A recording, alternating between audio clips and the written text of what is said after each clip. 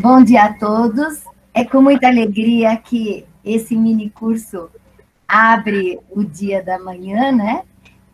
Que já tivemos, assim, com muita satisfação, a abertura com o professor Dr. Lino e o reencontro de muitas pessoas queridas, principalmente os que estão aqui presentes, dos quais eu vou apresentar, né?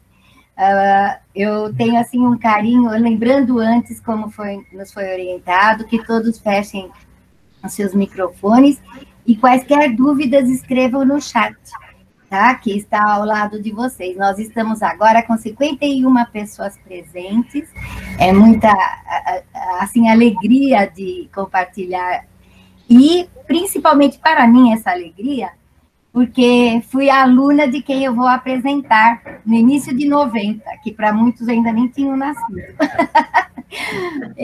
Eu vou apresentar a professora doutora Luana Carramilo Going.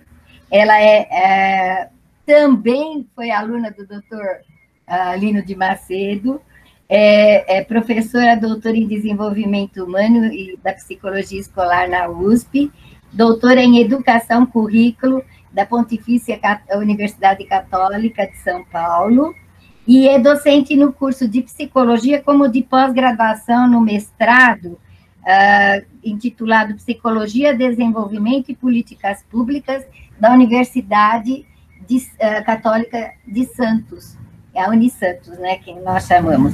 E é membro da ANPEP, a Associação Nacional de Pesquisas em pós-graduação em psicologia, e conselheira da ABRE.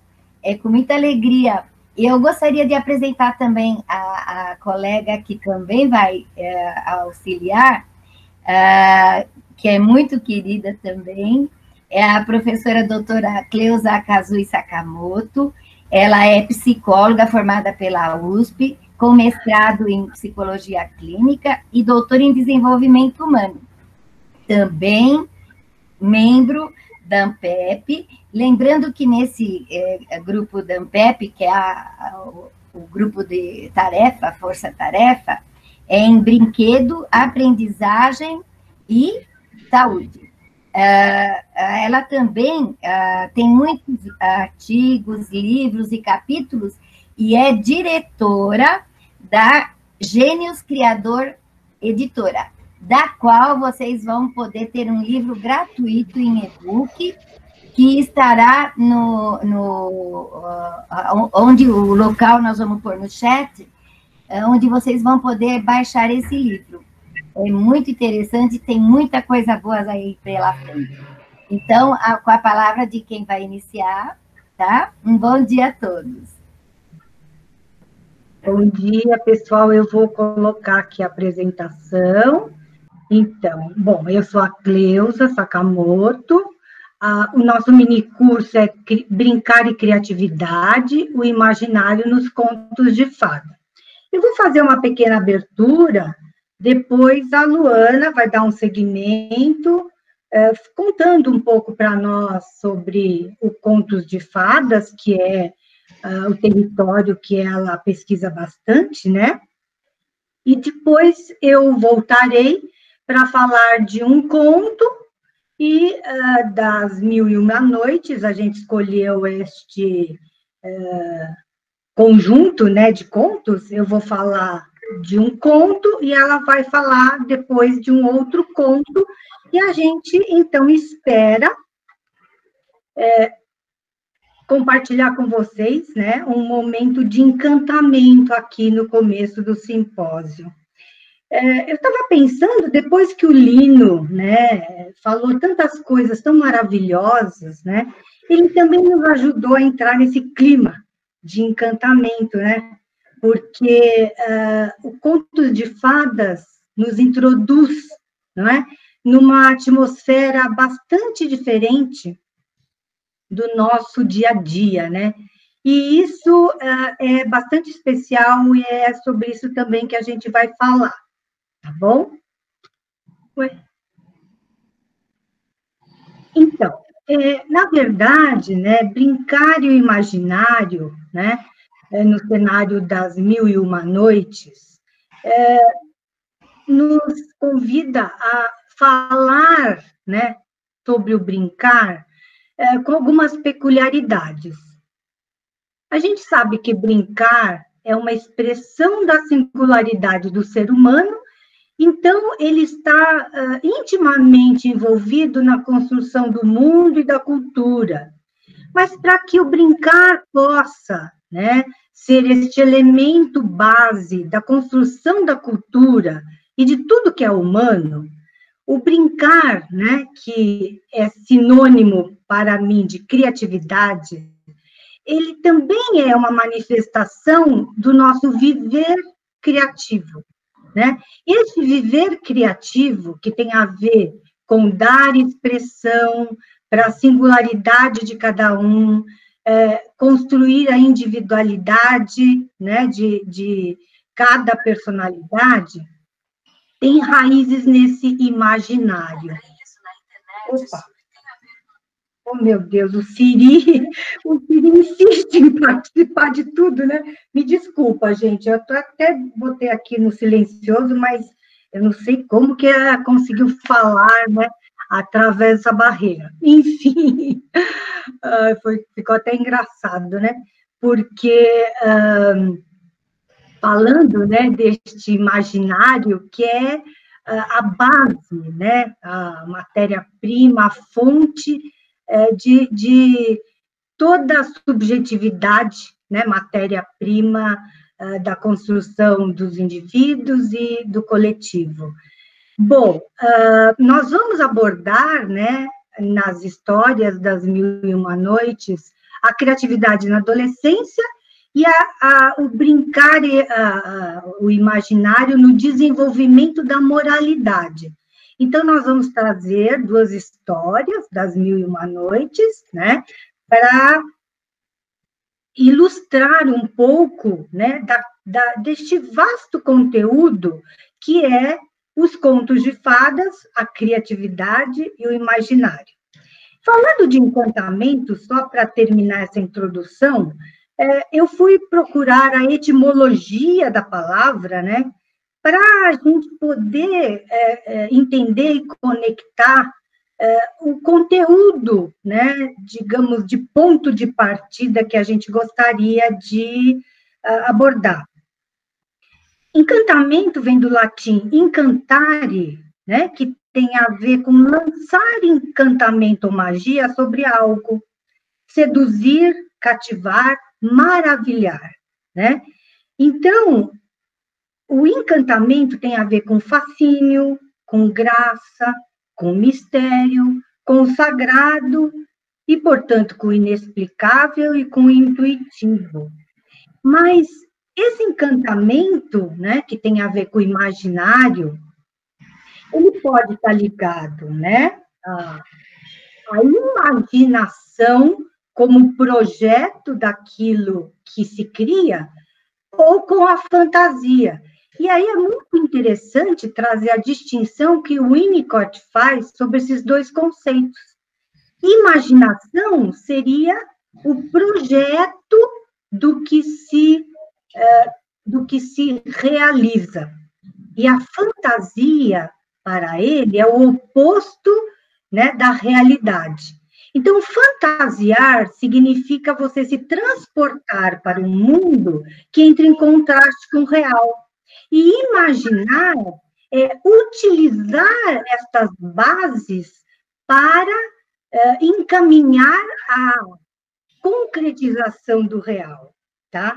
E é interessante, né, pensarmos que, já que eu falei de Winnicott, que o Winnicott se apoia, né, em Freud, ele não contraria nada em Freud, e Freud tem um texto muito interessante, Escritores Criativos e Devaneio, que é de 1907, porém publicado em 1908, volume 9 das Obras Completas, e nesse texto, Freud diz, né, que a criança brinca da mesma maneira o escritor criativo imagina, né? Então, eu vou deixar para falar um pouco mais sobre criatividade adiante, E agora eu convido vocês, então, para entrarmos no cenário das 1001 Noites. E eu passo, então, a palavra para a Luana.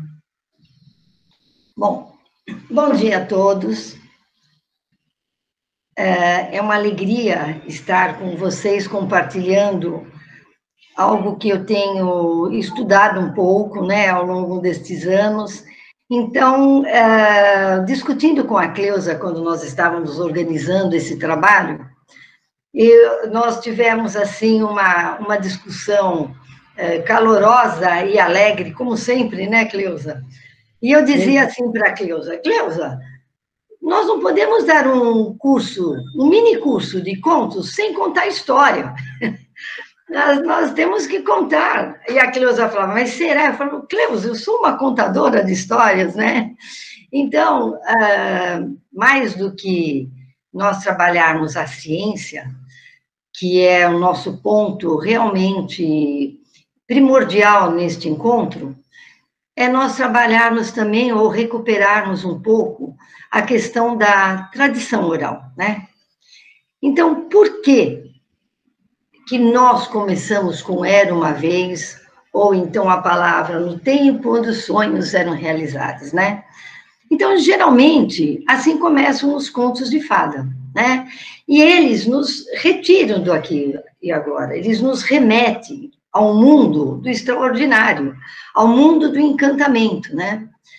E aí, de repente, naquele momento que você começa a escutar o conto, um mundo cheio de criatividade, e como nós estamos falando de encantamento, surge, onde o tolo, aquele tolo interno nosso, né, ele consegue vencer as provas e tornar-se um rei. Os desvalidos, juntos, se unirem, eles vencem os desafios, geralmente impostos pela bruxa. E quem é essa bruxa, né? Se não a nossa realidade, se não o nosso encontro com o infortúnio, o encontro com o nosso insucesso, né? O pobre sempre vence e ele casa com a princesa, que é essa união, né, do nosso lado mais simples, mais primitivo, né, com um lado ideal a qual nós tentamos ser, né? A montanha, ela pode ser de vidro, e para nós, ela é igual a uma montanha comum, né? As virtudes, ela, na verdade, dentro desses contos, elas são a base do triunfo, né? E o bem está sempre claramente diferenciado do mal.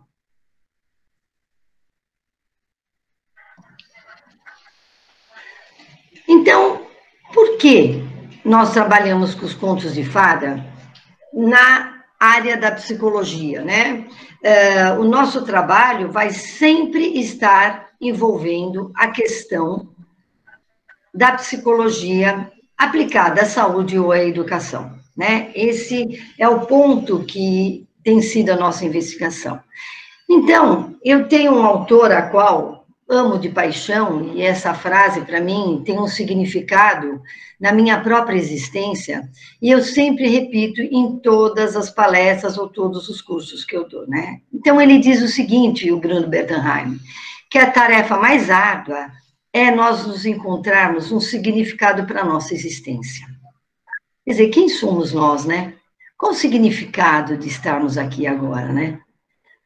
E ele completa, né, que é através da literatura, a literatura, que deverá enriquecer a nossa vida.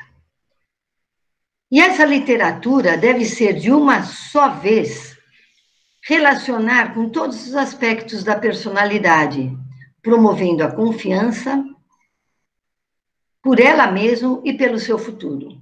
E ele diz que nada é mais enriquecedor do que os contos de fadas folclóricos. Então, o que são esses contos de fadas folclóricos? O conto de fada é uma expressão mais pura e mais simples dos processos psíquicos. Cada conto, ele é uma união, ele tem um começo, meio e final, e ele tem todos os conteúdos psicológicos e existenciais da vida em um único bloco, em um único conjunto, né? Cada conto é um sistema relativamente fechado, composto por um significado psicológico existencial, expresso numa série de figuras e eventos simbólicos. A narrativa tem sua origem não na criatividade de uma pessoa. Então, muitos acreditam que, por exemplo, o Patinho Feio é um conto de fada. Ou então pensam, o Pinóquio é um conto de fada. Não, o Patinho Feio, o Pinóquio, foi a criatividade de um único autor. O conto de fada não tem autor. As pessoas não conseguem identificar de onde eles foram criados, quando surgiram, a época exata. Na verdade, ele é montado e remontado pela história da humanidade. Ele é passado oralmente de geração para geração. Ele é compilado, de uma certa forma, com grandes pensadores. E, na verdade, chegaram até nós através da oralidade dos contadores de caso, dos contadores de história. Então, a narrativa tem sua origem não na criatividade de uma única pessoa, mas na formação coletiva cultural, de geração para geração, passada oralmente, até ser escrito da forma que nós conhecemos. Então, vamos entender como isso chegou até nós.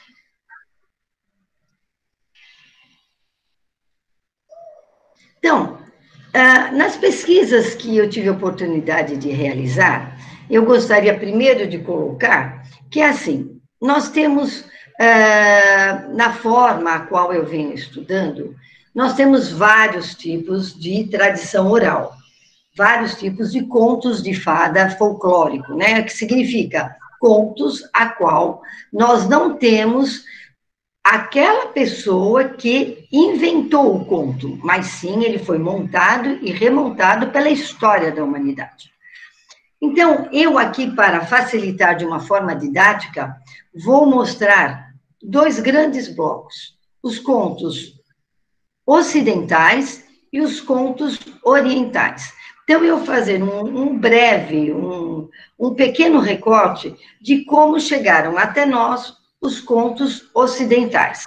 E como é que nós conhecemos os contos mais comuns para nós? Chapeuzinho Vermelho, Branca de Neve, João e Maria, Cinderela e tantos outros a qual nós conhecemos.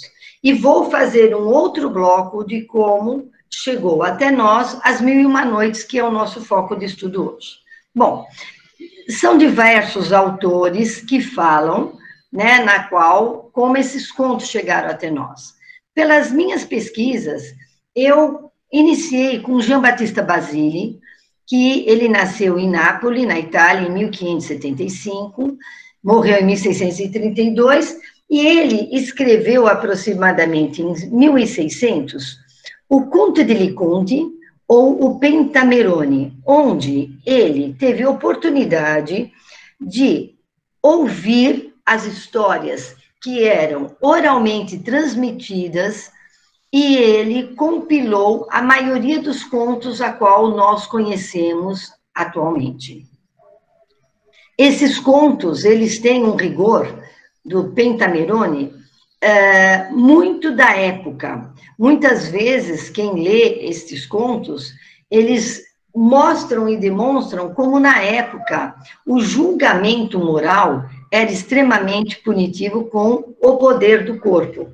Então, nós temos como, por exemplo, a própria borralheira, a qual, na versão dele, ela que mata a madrasta, né? Então, nós temos, na verdade, esses contos do Conte de Conte e do Pentamerone têm um viés muito com o poder e apropriação do corpo e castigos expiatórios.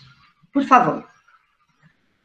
Passado mais ou menos um tempo maior, um século, né, aparece na França o Charles Perrault. O Charles Perrault, ele foi um dos literários mais famosos do Luís XIV. E ele, aos 60 anos, começou a se preocupar com o folclore francês. E o que ele fez? Ele escreveu o livro Os Contos da Carochinha, né? E uma das interpretações mais famosas dele é A Pele de Asno. E ele escreve, em 1967, Os Contos da Minha Mamãe Gansa. O que acontece com o Perrault? Ele, preocupado com a história que vinha do Pentamerone, ele tem um viés mais cristão, porque o conto até então ele era pagão. Ele tem um viés mais cristão. Então, de uma única vez, ele para com aquela tradição oral, onde os contos eram transmitidos de geração para geração, e ele transforma o conto em um conto mais religioso. O término do conto é um conto mais moralizado. Por exemplo, a Chapeuzinho Vermelho, ele tira onde a Chapeuzinho e a mãe e a vovó são devorados pelo lobo, e onde ele mesmo traduz esse conto com um aspecto moral, dizendo assim: cuidado, menininha, se você vai pelo meio de uma viela, com certeza você será devorado por um lobo. Então, ele traz um final mais voltado como se fossem fábulas. Ele transmite um final a qual ele coloca. E aí nós vamos ter, 100 anos depois, os irmãos Grimm. Os irmãos Grimm, eles, preocupados com essa modificação que o Perrault fez, eles procuram, em toda a Alemanha, uma possibilidade de ver esses contos serem novamente transmitidos pela oralidade. Então, eles encontram uma senhora numa região, numa aldeia montanhosa e bem distante, onde não havia tanta contaminação literária, e eles escutam esses contos e eles conseguem fazer 2 coletâneas. E essa coletânea tem um total de aproximadamente 380 contos, né? Então, a primeira coletânea eles fazem em 1812 e a segunda coletânea em 1814. E eles escrevem essas coletâneas de uma forma, assim, muito próxima àquilo que ela é colocada. Inclusive, quando eles alteram por algum motivo, eles têm o cuidado de fazer uma pequena anotação no rodapé, né? Existe um filme que nós todos tivemos a oportunidade de ver, que graças a Deus não existe mais hoje como moda, que era dos irmãos Grimm. E eles colocam os irmãos Grimm de uma forma assim, como cômicos, voltados à criança, e na verdade não era nada disso, eles eram pesquisadores seríssimos, eram pesquisadores que se preocuparam em resgatar e recuperar a seriedade da oralidade, da transmissão oral. Hoje em dia, nós temos algumas coleções que se preocupam exatamente com isso, e a maioria das escolas, ou a maioria dos pesquisadores, optaram por essa versão. Por quê? Eu não fiz um slide sobre isso, mas eu vou falar. Nós tivemos, em 1920, 1930, a preocupação do Walt Disney de apresentar esses contos em forma de filme. E eles, como tinham um viés mais religioso, eles não sabiam, na época, qual opção colocar. E eles optaram pela opção do Perrault. Por isso que nós temos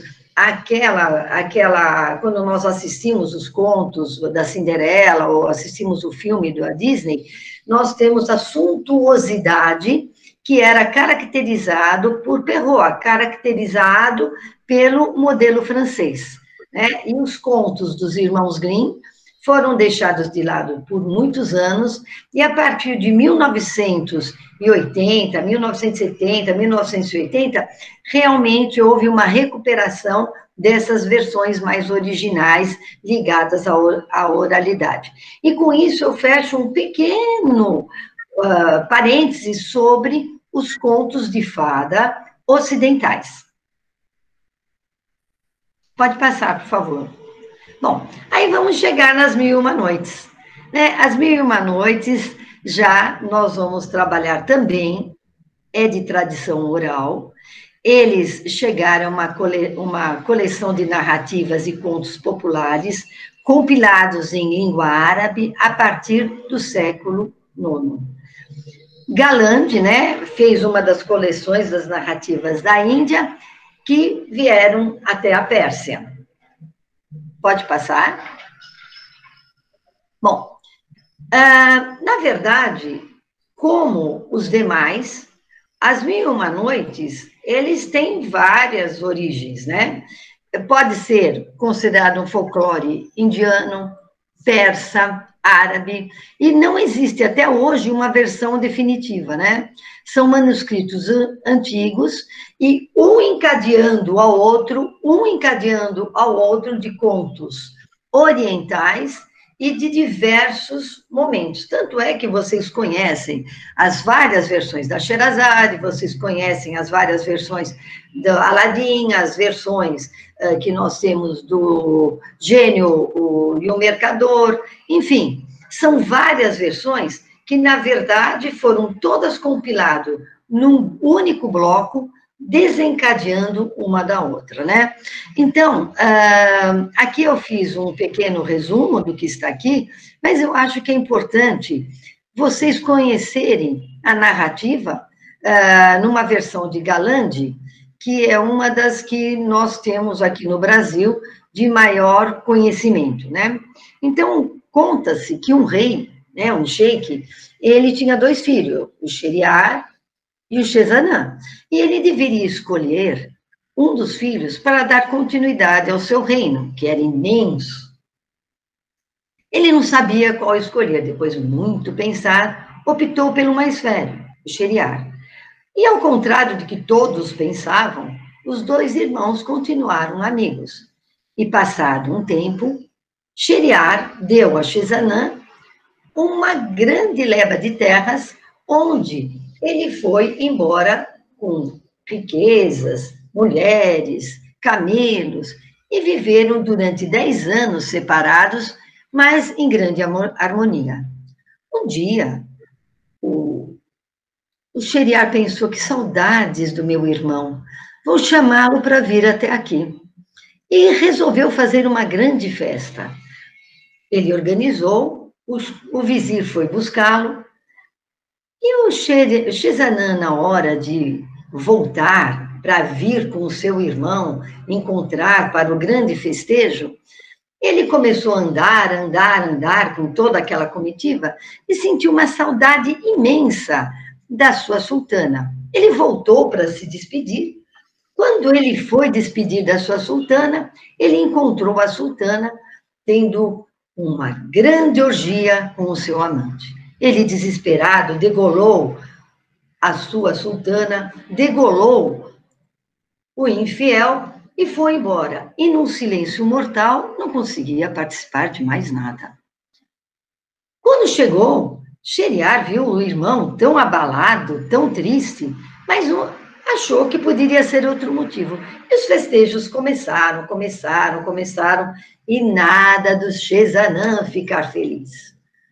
Até que um dia, o irmão falou: chega, esse meu irmão está muito triste, então nós vamos fazer uma grande viagem, uma caçada, e depois vou mandar ele embora daqui.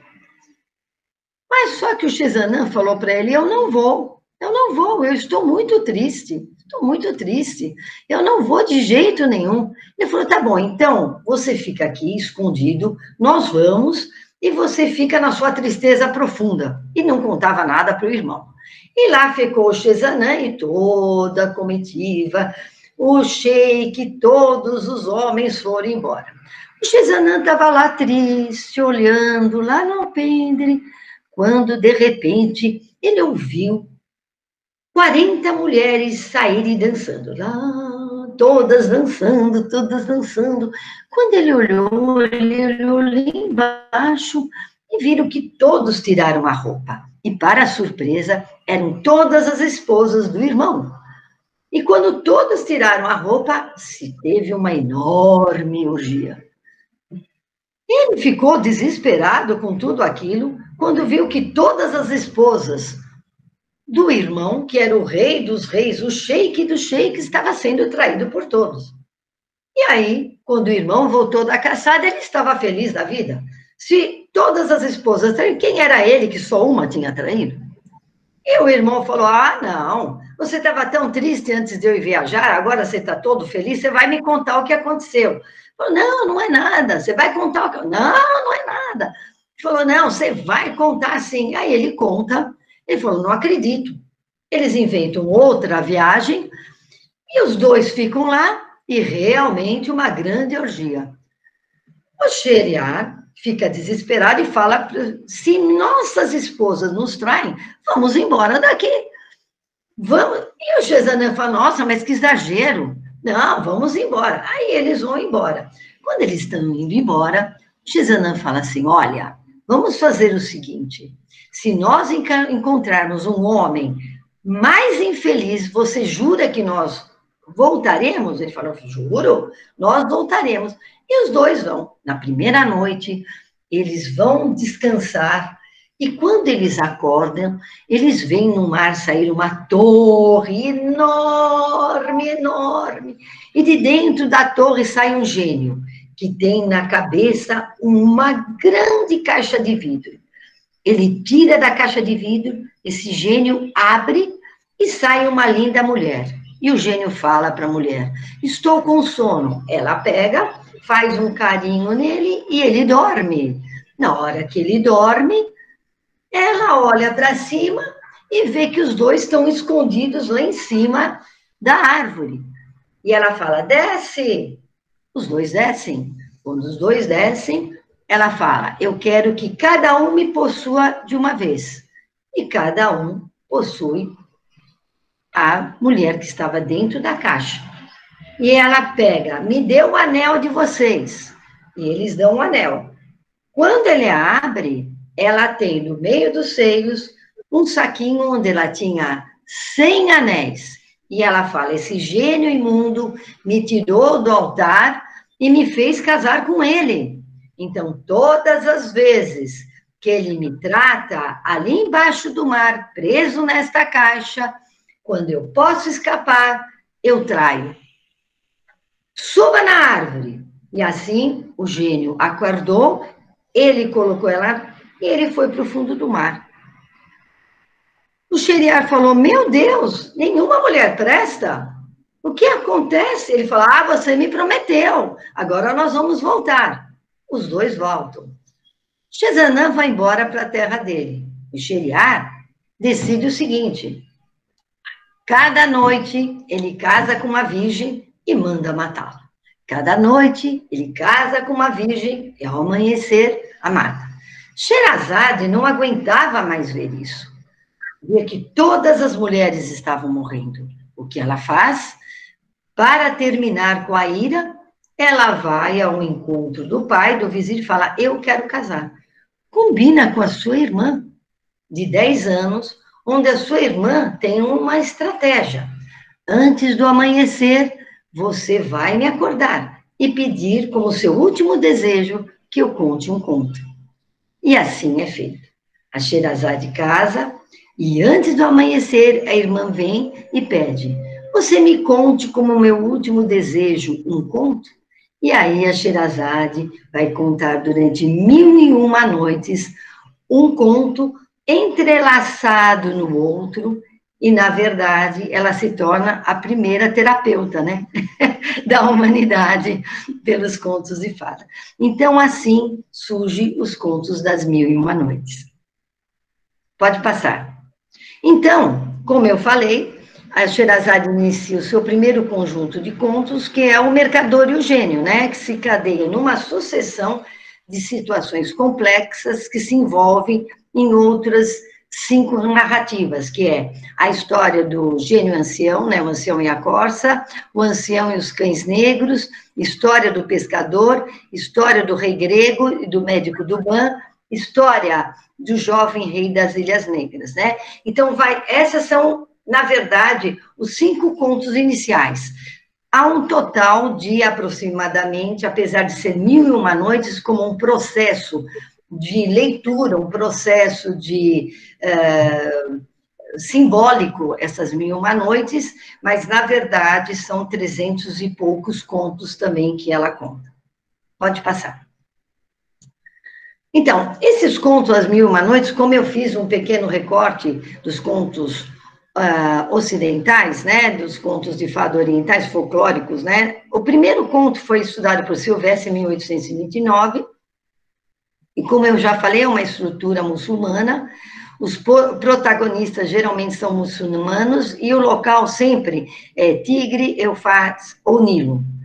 A pesquisadora, que foi a base de todos os meus estudos, quando eu fiz essa pesquisa, foi Naban.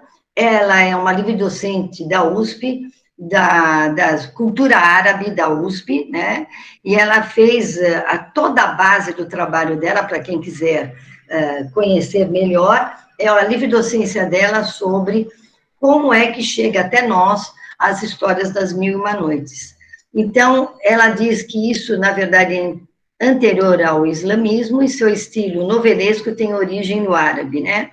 A origem ainda está aberto, e nós temos, vocês veem, desde 1839, 1885, 1889, aí 1990, e Cauã. Cauã, 1886, foi uma das versões mais fiéis que tem realmente dos contos árabes. E todos esses contos são chamados Contos do Oriente. Então, fazendo um pequeno resumo, né, os manuscritos tratam entre o século XIII até o século XVII. Há referências, como foi dito logo no começo, do início do século XIX, e foram confirmados pelos árabes do século XX, né? E os nomes na qual são difíceis de serem pronunciados, né? Pode passar. Então, a primeira tradução, é interessante essa história, foi de Galande, e ela foi recebida na Europa com muita desconfiança, não só por duvidarem da fidelidade do autor dos textos originais, mas pela vulgaridade de estilo, inteiramente oposta do que eram dos clássicos árabes, né? Somente no século XIX, quando ficou mais fácil as pessoas traduzirem o árabe, e através de estudiosos, de filólogos, né, é que realmente essa crítica foi deixada de lado. Então, Naban fala que, ao se refletir a arte de narrar, iniciada com a protagonista Sherazade, ela é um aspecto importante, cultural, da tradição afro-oriental. Os contadores de história foram importantes na história, na sociedade árabe, na medida em que propagavam as realizações de seus ancestrais por meio da oralidade. Vocês percebem que nós não tínhamos a escrita. Não tínhamos a escrita oficial. Então, a única forma de transmissão era a oralidade. Então, os contadores eram verdadeiros artistas. Eles eram artistas cênicos também, onde o dom da palavra, os gestos e a imaginação articulavam-se sincronicamente. Não basta só você contar, mas também o aspecto cênico, para que o outro possa ser criativo.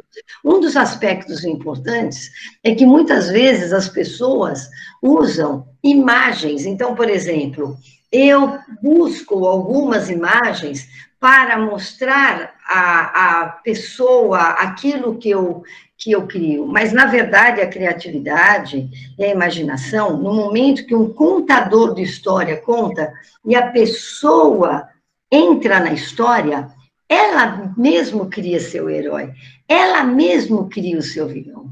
A criatividade está na construção interna, nas projeções psicológicas interna a qual cada um está projetando a relação com o outro.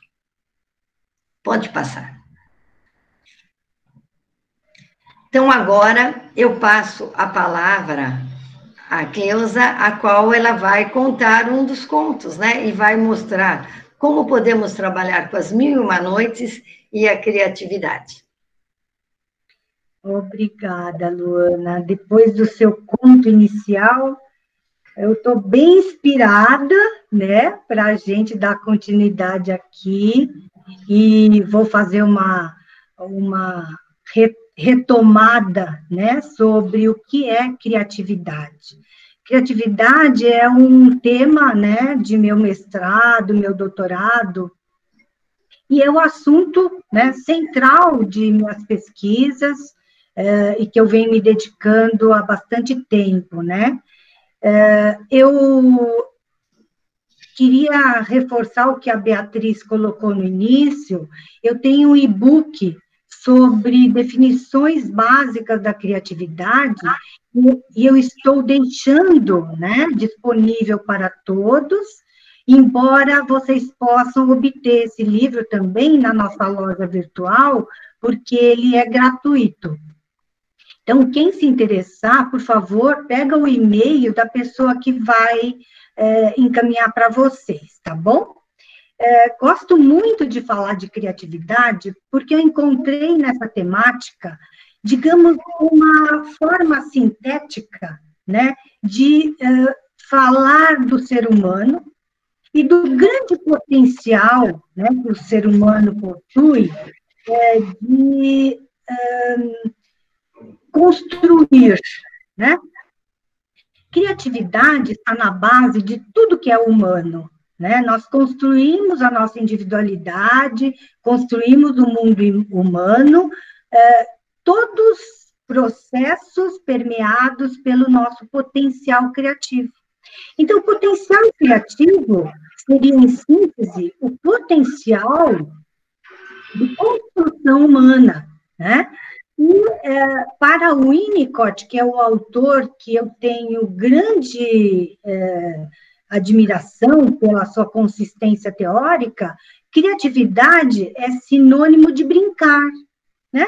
Porque ele, como eu disse, vindo da ótica de Freud, né, de que o brincar é próprio da criança e de que o adulto imagina e cria, né, tudo aquilo que ele produz através dos mesmos mecanismos e processos, né? Então, falar de criatividade, para mim, é falar de brincar, né? Isso quer dizer que é bastante difícil, né? Eu tenho uma frase que eu gosto muito de falar, que é o seguinte: o que é simples não é fácil, né? Então, criar e brincar está na vida, está na essência da vida. E, portanto, é difícil abordar, né? Nós sabemos o que é, mas falar a respeito é um grande desafio, né? Lembrando que o simples não é fácil. Criar é um conceito complexo, né? Criatividade é processo, é produto, né? É sinônimo de individualidade, subjetividade, construção da cultura, né? A criatividade, o brincar, tem a ver com a interatividade, portanto, está ligado à interioridade do ser e à vida, né, na sua exterioridade, na sua realidade. Portanto, na visão de Winnicott, está ligado ao mundo interno e ao mundo externo simultaneamente, né? Ideia que traz, né, relacionado ao espaço potencial, né? Então, os processos de transicionalidade, né, que estão, ao mesmo tempo, ligados ao ser e à sua interioridade, e ao fazer e ao mundo externo, traduzem o que é criatividade e o que é brincar para mim. A imaginação, né, como eu disse para vocês lá na nossa abertura, ela é projeto da ação, né? Então, ela é o cerne que dá base para tudo aquilo que a gente realiza. Então, o potencial criativo, na verdade, é um potencial de realização. E, ao contar a história do Aladim, eu penso que isso pode ficar um pouco mais claro, né? E aí a gente vai entrar num conceito que eu gosto muito, que é do ambiente criativo. Aquele autor húngaro que o professor Lino referiu, que se chama Mihaly Csikszentmihalyi, e eu demorei um ano para falar esse nome, porque tem muita consoante. Csikszentmihalyi, que tem o conceito de fluir, né? Criatividade como uma atividade que flui, ele fala uma coisa muito preciosa. Ele diz assim: ao invés de ficarmos presos à pergunta o que é criatividade, é melhor a gente se ocupar da pergunta aonde ela está. Porque, para ele, a criatividade é um fenômeno sistêmico e que não acontece dentro da mente de uma pessoa. Csikszentmihalyi, ele refere que a criatividade acontece na relação do indivíduo com o mundo. Da mesma forma que o Winnicott, ele também afirma isso. Portanto, aonde acontece a criatividade, né? Nós temos as condições, o ambiente, a atmosfera.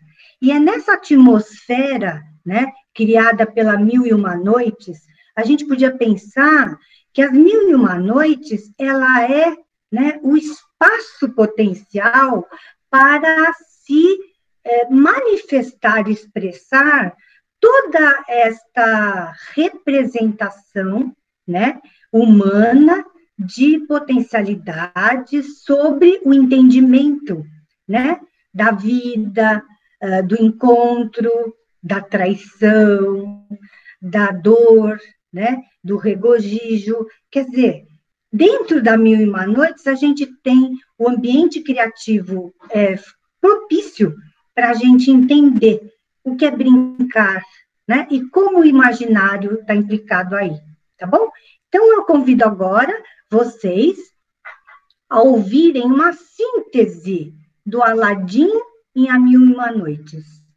Eu tenho um pequeno artigo sobre isso, em que eu faço a discussão da criatividade na adolescência. Depois vou contar um pouco sobre a minha interpretação, mas eu só queria adiantar o seguinte, que a criatividade, né, ela é um fenômeno em que alguns autores colocam que a fase mais criativa é da criança, não existe ser mais criativo que a criança. Outros dizem que o adolescente é o ser mais criativo. Outros dizem que é o adulto que produz muitas coisas, que é o idoso, que é muito sábio. Enfim, essa discussão, para mim, né, me traz a seguinte reflexão, que a criatividade, ela é base da nossa história humana, e que ela está presente em todas as etapas, porém de modo particular. Então, a criatividade da criança é de uma maneira, do jovem de outra, do adulto de outra. E assim, eu trago essa proposta de pensar a criatividade na adolescência, tá bom? Então, vamos falar, né, de Aladim, que é a história mais popular, né, mais conhecida das Mil e Uma Noites, e vou fazer uma síntese, tá bom? Lembrando que, como a Luana colocou, existem várias versões, né, e a história em si é bastante longa. Era uma vez um jovem de nome Aladim. Ele tinha mais ou menos 16 anos, quando uma situação bastante complexa chegou até sua vida, porque ele tinha perdido o pai, que era alfaiate, mas ele não se interessava em seguir a profissão do pai, né? Ele era tido como um jovem desinteressado, né? Uma pessoa descompromissada, uma pessoa que não queria trabalhar, um vagabundo, como dizia a mãe dele, né? Ele, apesar da morte do pai, não se interessava em seguir uma profissão. E ele vivia com muita liberdade, né, fazendo dos seus dias aquilo que lhe inspirava. Então, ele andava pela cidade, ele dava um jeito de conseguir alimento, ele vivia dessa maneira bastante bem, né, dentro dos propósitos que ele tinha. Um certo dia, né, ele encontra um mago. Um mago chega na cidade, né, e ele já conhecia quem era Aladim. Este mago, ele era muito ambicioso. Ele queria ter poderes ilimitados. E ele conhecia um determinado lugar naquela cidade em que havia uma caverna misteriosa com um jardim encantado que guardava uma lâmpada muito especial. A lamparina, na época, ela era um utensílio doméstico utilizado para iluminar as casas. E, geralmente, ela, à noite, ela era usada para reunir pessoas que se reuniam para conversar e contar como tinha sido o seu dia e fazer essa socialização, né? Mas essa lamparina deste jardim encantado, ela parecia ter características diferentes. Este mago ouviu dizer que Aladim seria uma das pessoas que poderia ajudá-lo a obter essa lâmpada. E, então, ele se aproximou de Aladim, tentou seduzi-lo, lhe dando roupas bonitas, falando sobre palácios suntuosos, e Aladim ficou, né, bastante impressionado. O mago, inclusive, ele se fez passar por irmão do pai, disse que gostaria de conhecer a mãe, foi visitar, né, a mãe de Aladim, dizendo que gostaria muito de ajudar o jovem, que se lembrava muito do irmão, saudoso, etc. A mãe acreditou. E assim, o Aladim foi convencido a seguir, né, com o mago até essa caverna. E o Aladim... então, chegando lá na caverna, o mago lhe deu instruções de como ele deveria chegar até a lâmpada. Ele disse, olha, bom, para entrar na caverna, né, o mago fez lá uma fogueira e lançou um pó e falou palavras mágicas, e assim Aladim abriu-se uma fenda, né, no chão e uma escada apareceu. E Aladim tinha as instruções que ele deveria atravessar 3 salas, passar por um jardim. O mago lhe recomendou, não toque em nada, você verá muitas joias, ouro, mas você não toque em nada, e você vá até o jardim encantado, pegue a lâmpada e a traga, né? O Aladim não perguntou nada, foi lá e fez, né? Ele estava bastante fascinado por tudo que o mago lhe dizia. Só que quando o Aladim pegou a lâmpada, estava saindo da caverna, o mago tentou empurrar, quer dizer, tentou pegar a lâmpada e empurrar Aladim de volta. Neste gesto, pelas regras, talvez, da magia ali, a fenda se fecha. Aladim retorna para a caverna, só que o mago não consegue pegar a lâmpada. E assim o mago desiste, né, do seu feito, vai-se embora, e Aladim fica lá preso, chorando, desesperado, por vários dias. Só que, de tanta aflição, ele, abraçado à lâmpada, sem querer, ele esfrega a lâmpada e ali surge o gênio que dormia nesta lâmpada e se apresenta a ele dizendo que ele estava a seu serviço e que ele poderia pedir qualquer coisa.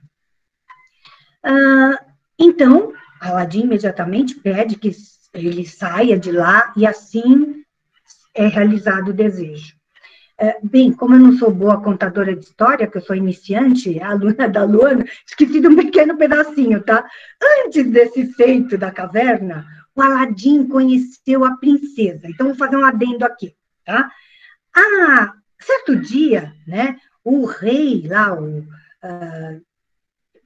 pediu para que todos ficassem em casa, porque a sua filha, a princesa, iria se banhar, né, no rio. E era proibido ficar na rua e quem fosse pego seria decepado. Mas o Aladim, muito esperto e muito danado, sempre sabia como dar um jeito para realizar o que ele queria. Ele se escondeu, né? Não ficou em casa, mas já ficou lá pronto, perto, né, de onde a princesa iria se banhar, porque ele queria ver a princesa. Aí a princesa aparece e tira o véu que cobre seu rosto, e ele então pôde conhecer a beleza indescritível da princesa. O que acontece? Aladim fica perdidamente apaixonado pela princesa. Bom, agora fecha parênteses. Então, quando o Aladim volta, né, da caverna, ele pensava, nossa, agora eu tenho um gênio, posso fazer qualquer coisa, eu posso, né, conquistar a princesa. E aí ele bola um plano, né, junto com o gênio, para se tornar um pretendente, né, um candidato possível de ser o marido da princesa. Só que o pai da princesa, o rei, ele tinha muitas exigências, né? Então, o Aladim pede para a mãe ir lá falar com o rei, dizer das pretensões do Aladim, né? Só que aí a mãe tem que se passar por uma pessoa da nobreza, foi toda bem vestida, etc.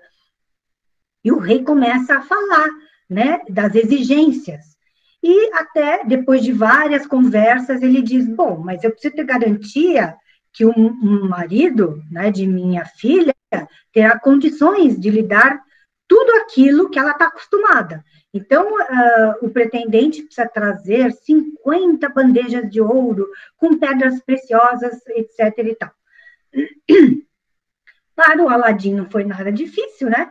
Porque o Aladim aciona os poderes do gênio e realiza todas as exigências necessárias para que ele seja este pretendente, né, com as características exigidas pelo pai da princesa. Finalmente, ele faz um palácio suntuoso, né, veste roupas extremamente cuidadas, né, até que o rei se convence que ele pode, então, ser um pretendente, e ele se apresenta para a princesa e desposa a princesa. Tem, né, o casamento, as núpcias extremamente belas, né, fartas, e vivem lá felizes no castelo providenciado pelo Aladim. Só que o mago fica sabendo e deduz, então, que Aladim se apossou da lâmpada maravilhosa e vai até lá tentar roubar a lâmpada, né? E ele consegue roubar a lâmpada, tá?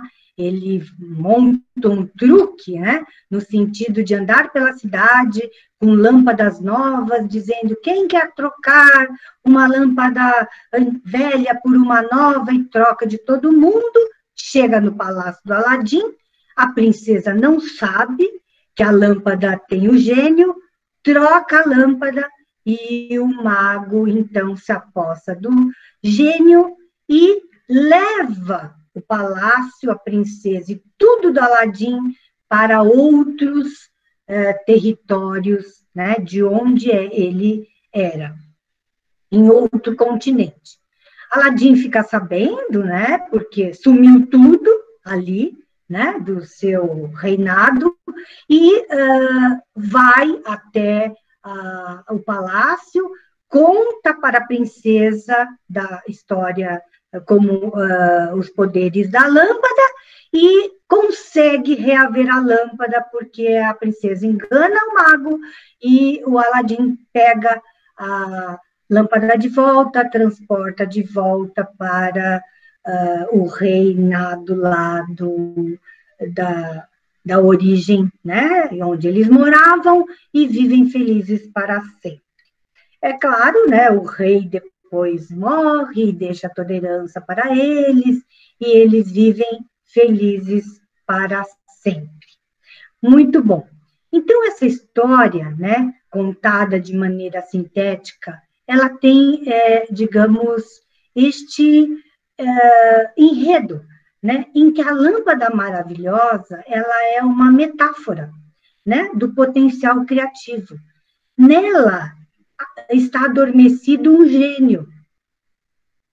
gênio capaz, né, de colocar em ação, né, a concretização do nosso potencial humano, né, de realização. A lâmpada, né, ela aparece, né, como um recurso que nós temos para acessar a nossa genialidade. É muito interessante, né, e essa minha interpretação veio de encontro quando eu, casualmente, fiquei sabendo, né, ao discutir histórias das Mil e Uma Noites com um amigo meu que é autodidata, e ele, por acaso, falando de Aladim, ele disse: você sabia que Djinn, no glossário teosófico, quer dizer gênio? Eu, nossa, então Aladim é o gênio de Alá? Aladim é o gênio criador?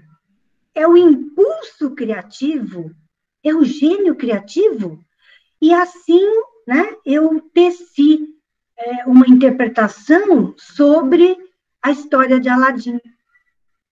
E comecei a entender, não é, que este gênio fica adormecido em todos nós, e ele é acessado, segundo algumas condições. Mas todos nós temos a lâmpada e o gênio, né? E na história de Aladim, nós vemos o mago precisar desta pessoa com as características de Aladim para entrar pela gruta, adentrar o jardim e pegar a lâmpada, né? Diz a história que não poderia ser qualquer pessoa, teria que ser uma pessoa com condições virtuosas, teria que ser uma pessoa com virtudes específicas. E essas virtudes específicas, eu entendi, né, seriam, digamos, deixa eu pular aqui, depois eu volto, alguém com liberdade para ser, para fazer e para escolher. Daí, né, a importância da gente distinguir a criatividade da criança, do jovem, porque o jovem, né, como nós sabemos, conforme digamos, a teoria de Piaget, né, ele atinge a abstração, né, ele atinge a capacidade, né, de tomar distância do evento e fazer escolhas. Então, Aladim, ele era alguém que aparentemente parecia descompromissado, que não queria trabalhar, mas, na verdade, ele estava em busca de si. Ele estava sendo fiel a si mesmo, né? E ele estava vivendo com responsabilidade, do jeito dele, como adolescente, vivendo por sua própria conta e risco, né? Mas buscando encontrar aquilo que fazia sentido para ele, aquilo que era importante para ele, tá? Então, ele buscava riquezas imateriais, né? Ele buscava o encontro humano, ele buscava o amor, né? E esse jardim encantado pode ser entendido como um imaginário, né? Esse imaginário que é a fonte, né, da nossa subjetividade coletiva, onde fica armazenada a história humana, a nossa história da humanidade, né? E que guarda a lâmpada, ou seja, esta via de acesso ao gênio criativo, né? E é interessante pensar, então, que o mago tão, né, ambicioso não poderia se apossar deste recurso. E é muito interessante, porque o Winnicott, ele fala muito isso, né? Que a criatividade, ela não pode acontecer sob determinação. A criatividade, ela é um fenômeno espontâneo. Você não pode produzir a criatividade. Você pode cuidar das condições para que ela se manifeste, né? Então, alguém que quer ser criativo não vai conseguir, né? Alguém pode cuidar das condições e aí deixar que a criatividade se manifeste. Bem, a adolescência, né, é um momento muito oportuno para isto, por isso o cenário do Aladim, eu penso, porque é um momento de consolidação da personalidade, né? O eu, ao final da adolescência, ele precisa, né, ser realizado, tá? Ele precisa ser concretizado para que nós possamos entrar na vida adulta, né?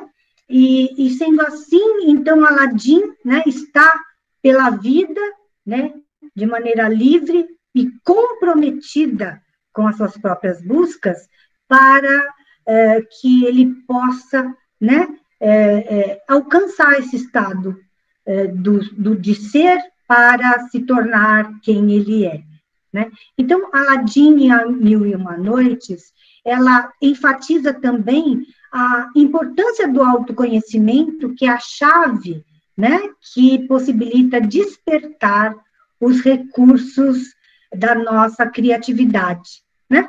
E lembrando que a nossa criatividade, ela é surpreendente. Bem, eu deixo aqui um convite para que a gente possa se maravilhar, né, mais com interpretações derivadas de Aladim, e agora convido vocês a escutar a outra história da Luana, para que a gente dê seguimento aqui para a nossa atividade do curso, tá bom? Obrigada por enquanto. Bom, agora nós vamos falar um pouquinho, As Mil e Uma Noites, os valores humanos e o desenvolvimento moral. Bom, no meu trabalho, né, que nós temos essa parceria, eu e a Cleusa voltada ao desenvolvimento, né, à busca da criatividade, e eu no sentido de trabalhar com os contos, na relação dos valores humanos e do desenvolvimento moral. Então, por que eu pesquisei As Mil e Uma Noites para fazer um trabalho? Quem me orientou foi o professor Lino de Macedo, né, em relação às assembleias e ao desenvolvimento moral, né? Então, eu coloquei assim, né, que As Mil e Uma Noites, na versão de Garland, me possibilitou uma discussão sobre a questão moral. Então, a harmonia entre o real, o imaginário e a criatividade dessas narrativas, elas abarcam temas sociais, virtudes, aspectos culturais que remontam à cultura, tanto hindu, persa, chinesa, judaica e cristã. Ela envolve todo um processo que está dentro do nosso imaginário, né? Dentro do nosso inconsciente. Os contos podem ser considerados universais, os das Mil e Uma Noites, como também os orientais, porque eles estão repletos de conteúdos existenciais, né? Que envolve todos os homens. Por exemplo, eles falam de vida e morte, falam de traição, falam de riqueza, de pobreza, de vários aspectos que são comuns à espécie humana. Os contos narrados, eles estimulam as reflexões morais, na medida que, por exemplo, você ouve, como a Cleusa contou, o Aladim, você não separa o que ele foi criativo, né, só, mas a forma psicológica como ele envolve, quais são essas relações morais em relação ao que a mãe pede, como ele vai tentar conquistar, qual é o meio que ele faz, imediatamente você envolve um todo, né? E os contos da tradição oral são formas indiretas de apresentar dilemas morais que podem ser desencadeadores de juízos morais, em que os valores como generosidade, prudência, fidelidade, humildade, perseverança, entre outros, são claramente observados, como nós vimos nos 2 contos que nós ouvimos aqui nesse momento. Pode passar? Os contos agregam as tradições de algumas civilizações, nos quais o respeito à palavra dada tem um valor moral ligado ao sagrado, e não deve ser utilizada com imprudência, para não correr o risco de cair em infidelidade religiosa ou social.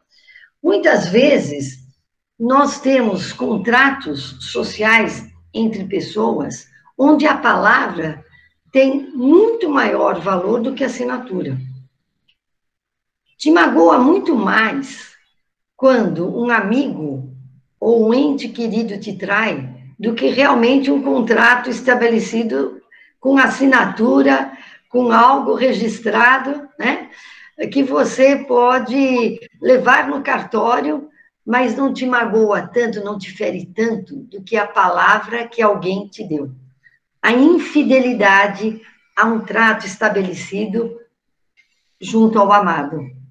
Essa é a pior dor que o ser humano sente, né? Ao contrário, às vezes, tem um valor arbitrário, né? De qualidade coercitiva, em diversas situações. Por exemplo, a palavra do sultão, ou a regra imposta às mulheres, enfim.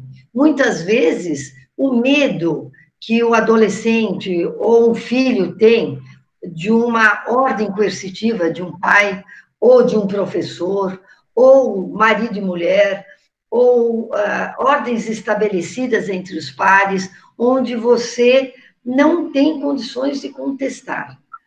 Então, os contos, seja ele de forma oral, construído pela humanidade, ele traz toda essa riqueza condensada de uma única vez, num pacote fechado, onde você consegue trabalhar todas essas relações sem que você perceba. Imediatamente floresce dentro de você esses dilemas morais, esses dilemas afetivos, envolvendo infidelidade, envolvendo a palavra dada, o respeito ao outro, o respeito mútuo, até que ponto você usa para você ganhar determinado benefício sabendo que vai destruir o outro. Quando é respeitosa, como fala Piaget, mutuamente ou quando o poder é coercitivo? Então, esses contos nos trazem, dentro do seu conteúdo, algo que te possa pensar e refletir sobre como nós temos esta relação, você e o mundo, você e o seu amado. Bom, para exemplificar este trabalho, eu optei em contar uma história, né? Uma história que é diferente, alguns não conhecem, mas eu acho interessante trazer um pouquinho dessa história, né? Que é a história do jovem rei das Ilhas Negras. Como fizemos, a partir do momento que a gente conta a história, a gente trabalha um pouquinho como é você refletir sobre o desenvolvimento moral e a questão dos valores, né? Dos valores morais. Então, a história do jovem rei nas Ilhas Negras. Era uma vez um gênio que foi solto por um pescador e, em agradecimento, levou o pescador até um pântano. E o gênio disse que o homem deveria fazer exatamente o que ele ordenasse e que certamente o pescador ficaria rico. Aí o gênio disse: lance a rede uma só vez ao dia. Retire 4 peixes coloridos, um branco, um vermelho, um azul e um amarelo, e entregue ao sultão. E sem dizer nada, o gênio sumiu. O pescador, intrigado, fez o que ele mandou. Ele foi lá, jogou a rede, pescou, foi ao encontro do sultão e ele entregou os peixes coloridos. Em troca, o sultão, intrigado com aquilo, lhe deu muitas moedas de ouro e pediu para que a cozinheira fritasse esses peixes. Mas quando a cozinheira foi fritar os peixes, eles viram surgir no alto do fogo uma fada que cantarolou uma canção e os peixes imediatamente se queimaram. Nossa, o sultão chamou novamente o pescador e pediu para que ele trouxesse mais 4 peixes.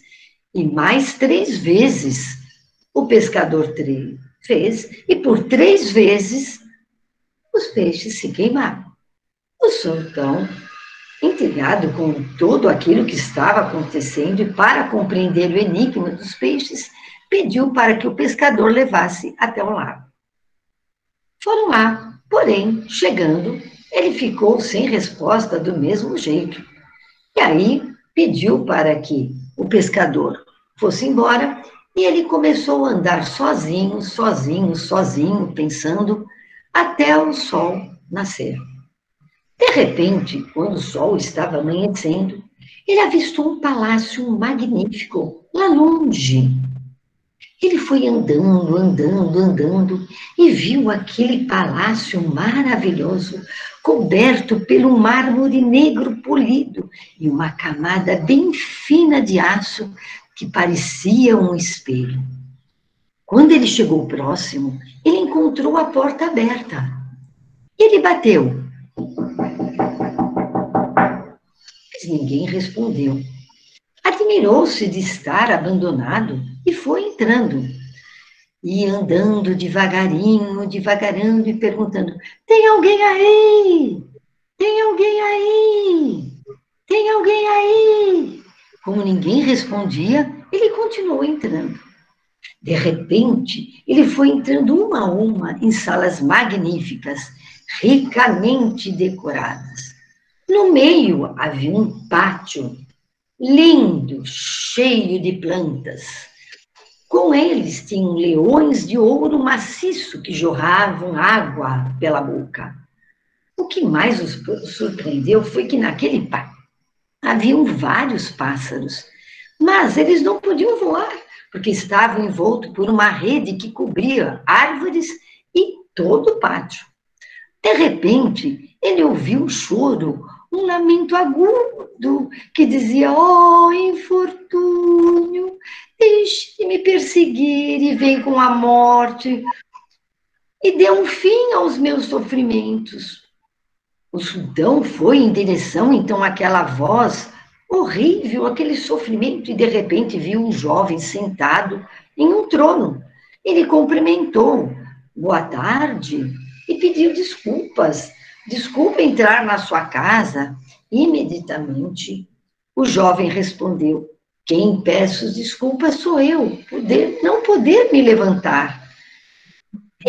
E o sultão, então, logo perguntou: mas o que é que está acontecendo? Esse castelo vazio, esse pântano, esses peixes coloridos? E o jovem respondeu. E imediatamente começou a chorar, amargamente. Ele levantou seu manto e mostrou. Ele era meio homem, da cintura para cima, e abaixo ele era composto de um mármore negro, que compunha todo o seu corpo. Horrorizado com aquela cena, o sultão, comovido, perguntou: por favor, me conte sua história. E ele contou: eu sou o rei deste lugar, que se chamava Ilhas Negras. Casei com uma prima para compartilhar meu reinado. Durante 5 anos fomos fiéis, mas passado esse tempo, percebi que minha esposa não me amava mais. Um dia, deitado para descansar, duas damas de companhia que me abanavam, comentaram, sem saber que eu estava ouvindo, que minha esposa me dava todas as noites uma porção para eu beber. O líquido me fazia dormir profundamente, enquanto ela passava a noite com seu amante. Ao amanhecer, ela esfregava outras ervas em meu nariz e eu acordava. Naquela noite, então, eu não bebi e fingi estar dormindo. Depois, fui atrás dela. Apanhei um sabre e saí. Sem ser visto, fiquei escondido na penumbra, no meio da escuridão, quando eu vi os dois juntos se amarem loucamente. E quando terminaram e passaram por mim em um só golpe, eu matei o seu amante. Eu saí do local sem ser notado e satisfeito com o castigo que consegui. Mas eu vi-la imediatamente aos prantos e de repente ela fez um feitiço e o deixou vivo e morto. Em outro feitiço, ela o deixou escondido no lugar onde ele estava. Fui adormecer e no dia seguinte, ao acordar, encontrei a minha rainha toda desesperada de luto e ela me disse: Senhor, não estranhe meu estado, porque tive uma notícia horrorosa. Tive a notícia da morte da minha mãe. O meu pai também morreu em uma batalha e meu irmão caiu num precipício. Eu queria muito que você me desse a permissão de construir um palácio das lágrimas, para que eu possa morar o resto dos meus dias e permanecer em luto. E assim ela fez. Lá manteve, por meio de ervas, seu amante deitado, inerte, vivo ou morto. Mas vendo tudo aquilo e passado um ano, eu não aguentava mais. E aí um dia, revoltado, cheguei e disse: Minha senhora, basta deste choro. Já é tempo de acabar com essa dor que nos desonra a ambos. Você afastada neste palácio das lágrimas. É muito querer esquecer do que fiz por você e que você deve até a você mesma. Porém, essas palavras airaram mais ainda, e ela chorou, chorou e se trancou por mais 2 anos. Passados 3 anos, eu não suportando mais, disse-lhe, nenhum encontro, novamente, que fui eu que havia matado seu amante. Ela, com a maior ironia, respondeu: Eu sempre soube de tudo. E então, revoltada e nada mais podendo esconder, ela fez um feitiço. O que ela fez? Ela me colocou nesse estado: para cima, homem, e da cintura para baixo, esta pedra negra. Com outro feitiço, me transportou nesta sala e imediatamente destruiu todo o meu reino. O jardim ela transformou em pântano. Os peixes são as 4 espécies de habitantes que povoavam aqui o nosso reino. Os brancos são os muçulmanos, os vermelhos, os persas, os azuis, os cristãos, e os amarelos, os judeus. As 4 colinas eram as 4 ilhas que davam o nome deste reino. Todos os dias, então, ela vinha e dava-me nas minhas costas nuas 100 chibatadas, e depois me colocava, e ainda me coloca, uma espessa pele de cabra por cima, e este manto de brocado, somente para zombar da minha pessoa. O sultão, horrorizado com tal história, prometeu ajudá-lo. E ele fez um plano. Logo cedo, ele foi ao Palácio das Lágrimas e lá encontrou o amante sozinho. Foi lá e, em um só golpe, matou o amante. Pegou o corpo dele e jogou num poço. Enquanto isso, a rainha como todos os dias fazia, como era de costume, açoitava e xingava o jovem rei. E esse implorava pela morte de tanta dor que sentia. Quando ela terminou, vitoriosa, o ritual diário, voltou aos braços do seu amante e começou a chorar. Porém, ela não percebeu, porque o sultão tinha deixado tudo na penumbra, que era o sultão que estava lá, imitando que era o amante. E ela começou a lastimar. Por que você não fala comigo? Por que você não me responde? Vive sempre vivo morto. E o sultão, disfarçado do amante, imitando a voz dele, disse: só voltarei à vida quando você desfizer todas as magias. Não posso dormir com os gritos desse rei, como também me atormenta o desejo de vingança de todos que você transformou em peixe. Vá até lá e desfaça todo esse mal que você criou, e aí sim poderemos viver felizes para sempre. Mande esse rei embora. Ela, acreditando na história do sultão disfarçado, foi primeiro até o jovem rei. Fez um feitiço e o libertou de suas pernas. E falou: suma daqui. Ele imediatamente obedeceu e saiu do castelo. Foi até o pântano e transformou novamente, tirando a tela, onde todos puderam revoar. E todos que estavam transformados em peixe voltaram a habitar as suas casas. Ela voltou toda feliz para perto do amante, que era o sultão disfarçado, e contou feliz que agora eles poderiam reinar e viverem felizes para sempre. Ele, imitando a voz do escravo, fala: venha para perto de mim, eu quero abraçá-la. Ela, feliz, o abraçou e ele, num só golpe, a matou. Ele foi ao encontro do jovem rei e disse que nunca mais ele precisaria temer pelo que tinha acontecido e que seu reino estaria em paz.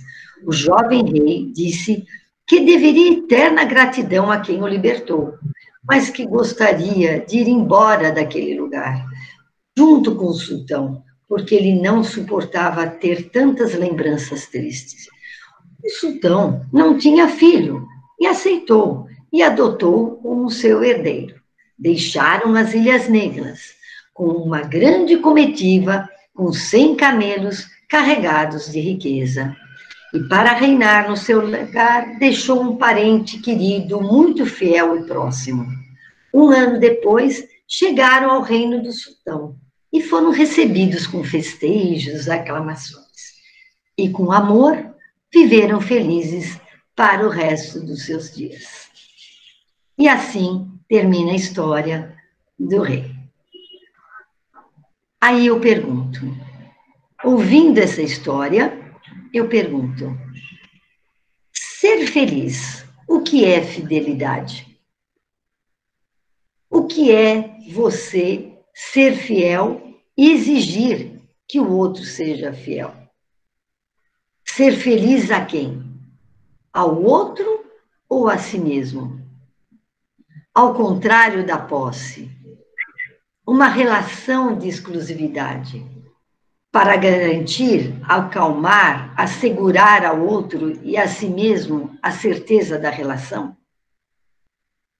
Vamos pensar nessa relação coercitiva do nosso rei, nosso herói. Ele tinha uma relação de posse em relação a ela. Como nós queremos o nosso amor com a quem nós amamos? Como podemos exigir o desfruto exclusivo do ser amado? Não pode ser nessas amarras, por meio do princípio do dever.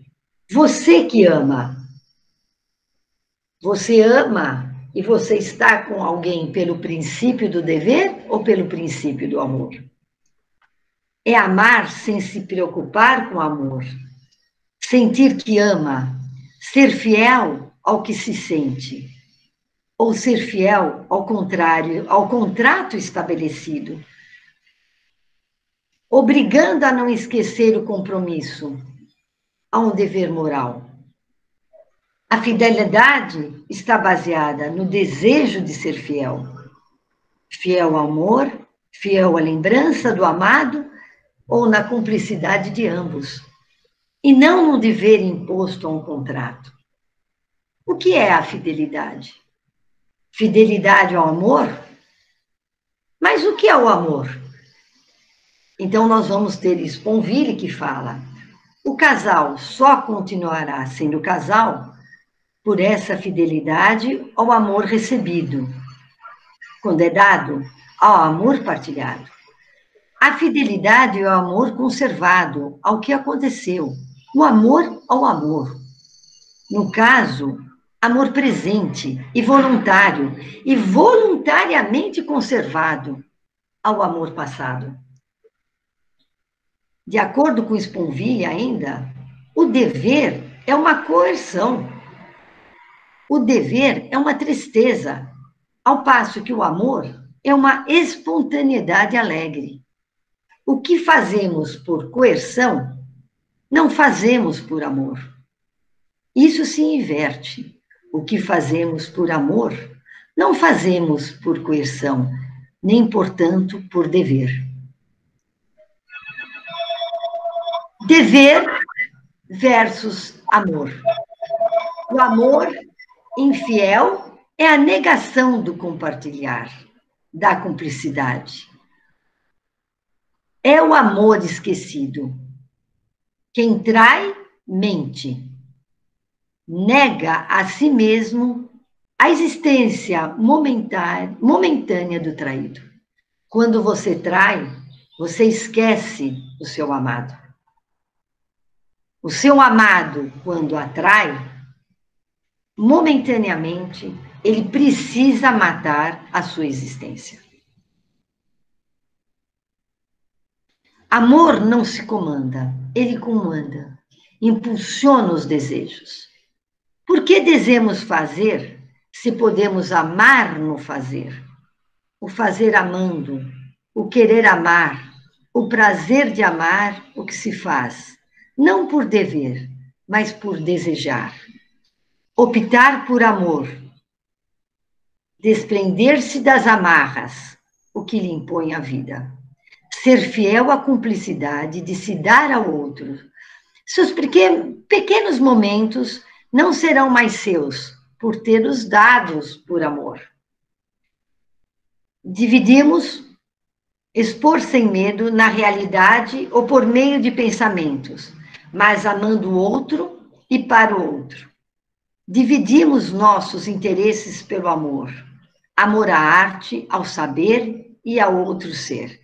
Comandamos nossos desejos por meio do amor.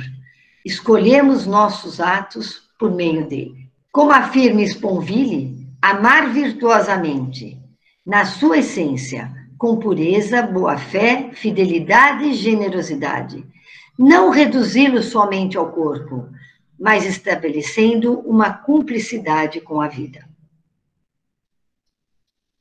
E aí, nós agradecemos todo esse trabalho, e aí, aqui estão nossas referências, estamos nos colocando à disposição agora para perguntas. Antes de mais nada, eu já tenho algumas colocações que a gente gostaria de pronunciar, que já estão anotadas no chat. Uma primeira pergunta foi referente qual era a obra de Freud que Cleusa se baseia na análise da criatividade. A gente já colocou aqui para vocês no chat, e isso é de suma importância. E também, só destacar, antes do pessoal, se tiver alguma pergunta mais específica, que nós aprendemos muito, eu coloquei isso no início para os senhores, e quero me pôr no lugar de vocês que estão ouvindo esse curso. No início de 90, nós tínhamos já quase 8 anos de brinquedotecas, e precisávamos nos aprofundar com a questão do conto. E fiz o curso com a professora Luana, dentro de uma especialização. E apliquei com a criançada. Então, eu vejo assim que alguns estão ouvindo, talvez falar, mas são contos mais para adolescente. Não, gente.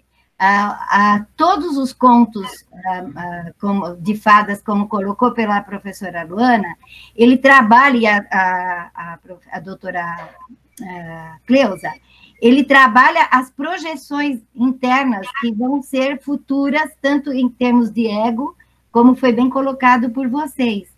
Então, ficam também nossos desejos para o futuro inconscientes ali, com a identificação que a criança vai tendo. E eles desabrocham na adolescência. E eu falo isso por vocês, porque eu tive crianças na brinquedoteca, que quando a gente falava, que conto você lembra? E tinha uma criança que tinha problema de aprendizagem, sabe o que ela falava? Mula sem cabeça. E não era um conto maravilhoso, e nem era um folclore. Mas para vocês verem a identificação, por quê? Porque os pais, quando a gente entrevistava, os pais falavam assim, ele não tem boa cabeça, é como eu. Olhem só o poder da palavra que as duas doutoras colocaram para nós, que não só nas colocações que a gente faz com o indivíduo, mas também o conto vem refazer, reconstruir isso. E também, quando nós fizemos terapia de família, numa visão sistêmica, vem reforçar o que as duas colegas colocaram, a questão da moralidade, do amor, do contrato inconsciente que a gente faz, mesmo que não case formalmente. E isso, gente, é de suma importância. Esse curso aqui, eu sei que é um desabrochar, né, que as colegas colocaram, mas eu parabenizo vocês, inclusive, tem isso eu já marquei, tem uma colocação, mas acho que é mais assim, elogios de todos os colegas, né, da importância de coisas que as pessoas podem encontrar nas maravilhas, porque a gente traduz, às vezes, os contos de um modo muito ao pé da letra, né, e a gente observa que as explicações que ficam no inconsciente, principalmente a identificação com o personagem da história. A criançada, muitas vezes, se identificava com o lobo, não com a Chapeuzinho. Por quê? Porque havia uma necessidade de vingança dentro da criança, porque ela só sofria. Então, a gente tem que buscar, às vezes, algum conto que não precisa ter a gente traduzir para ele a moral, mas sabendo que o objetivo aquele conto tem, e eles ressignificam. Então, desde daquela época, eu agradeço a todos vocês, a gente se identifica mesmo como criatividade junto com o Winnicott, e o Winnicott também coloca que o que se aprende na infância do poder criativo, ele é levado para as culturas, ao sagrado, às religiões, e isso todas vocês colocaram muito bem. Eu sou estranha a falar que eu estou assim, satisfeita em rever isso, e se houver alguma... estão me ouvindo bem todos? Disse que está falhando? Olha, tem uma pergunta da Luciana Lione, que o conto de fada não tem um autor específico, e no estudo pós-doc, ela teve a história de Frozen. Eu até tenho essa resposta, mas eu vou deixar para vocês responderem. Cleusa, você quer responder? Ou a Luciana? Acho que é melhor... Posso falar?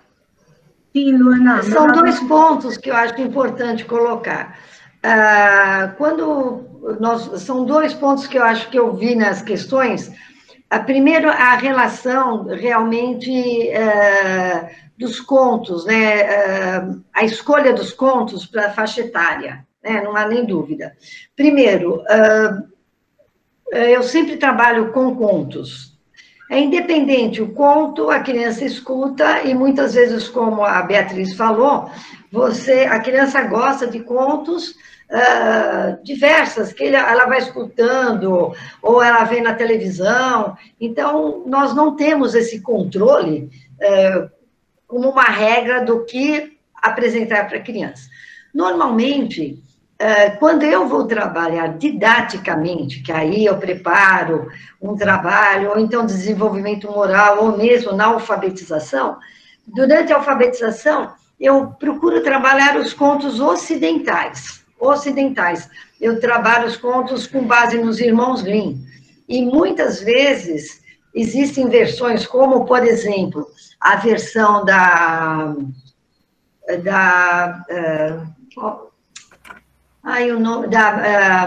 Branca de Neve, da Branca de Neve e os Sete Anões, a versão do final é muito cruel, né? É muito cruel. Então, às vezes, fica até difícil você contar o final da versão dos irmãos Grimm, tendo que, às vezes, até transformar de uma forma um pouco mais...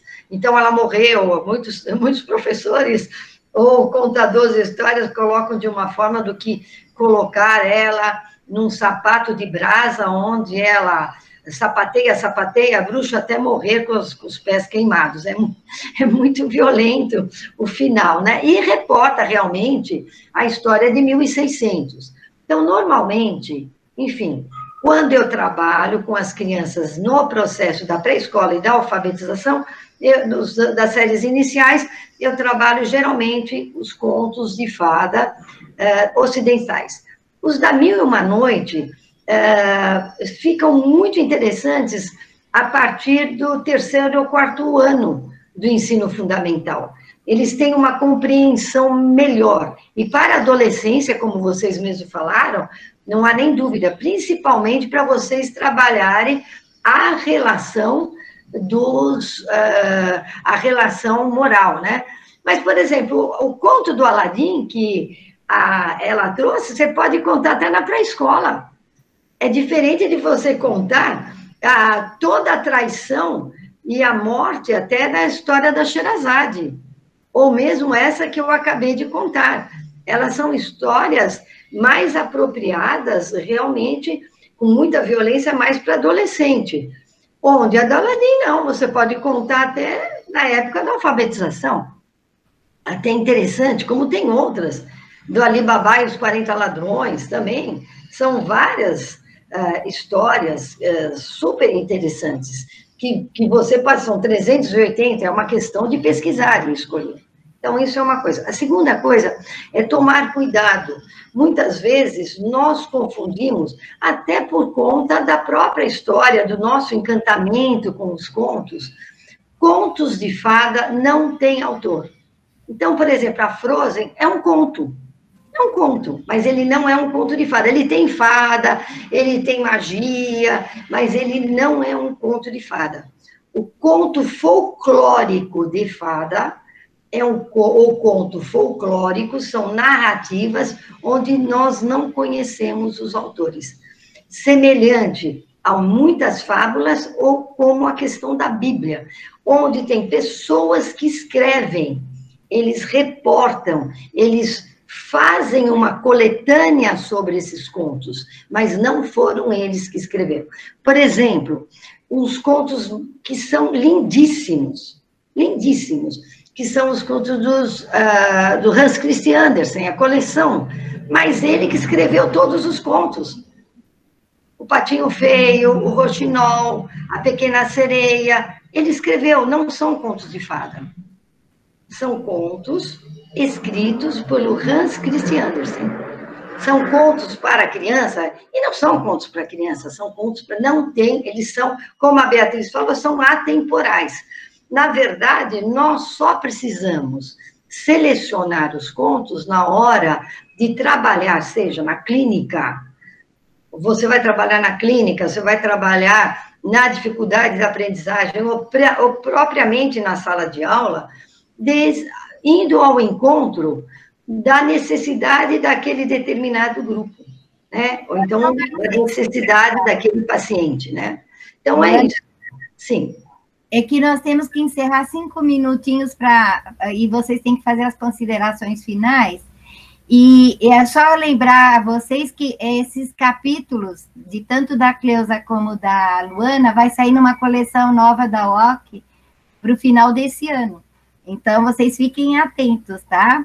E outra coisa, nós usamos para a criançada diferenciar, a gente fala contos maravilhosos diferentes dos contos de fadas, que têm autoria. E nós temos que agradecer, porque tem que deixar a sala para outros cursos, principalmente as comunicações orais. E eu gostaria que vocês, então, dessem as suas finalizadas com muito carinho e dor no coração, mas a gente acredita que foi tudo muito bem. Poderiam encerrar, então? Cleusa, primeiro, Luana, quer falar depois? Ei, Luana, quer falar primeiro ou depois? Eu posso agradecer, eu agradeço a presença de todos, o tempo é curto, os contos de fadas são, os contos folclóricos, né, vamos dizer assim, eles são milenares, então transformar em 2 horas é um recorte muito pequeno, né? E agradeço a presença de todos e estou à disposição para qualquer dúvida, estaremos juntos nesses 2 dias, nós temos aí nossos e-mails, e um beijo no coração, e que vocês amem os contos, que eles são maravilhosos mesmo, né? Então, um beijo e obrigada a todos. Eu pego, né, as palavras da Luana, também agradeço vocês, foi um prazer enorme estar aqui, né, nessa manhã de início do simpósio, muito gostoso mesmo, é muito prazeroso ser mediada pela Beatriz, estar em companhia da parceira, que é a Luana, e estar aqui conhecendo alguns de vocês e revendo, né, grandes amigos, amigas. Muito obrigada, viu? E queria dizer, né, que eu ainda sonho que nós poderemos ser felizes para sempre. Então, bom simpósio para vocês, viu? Obrigada, muita paz a todos. Vamos, então, indo para os outros, assim, as outras ocorrências que são fantásticas. Boa tarde para vocês. Tchau, obrigada.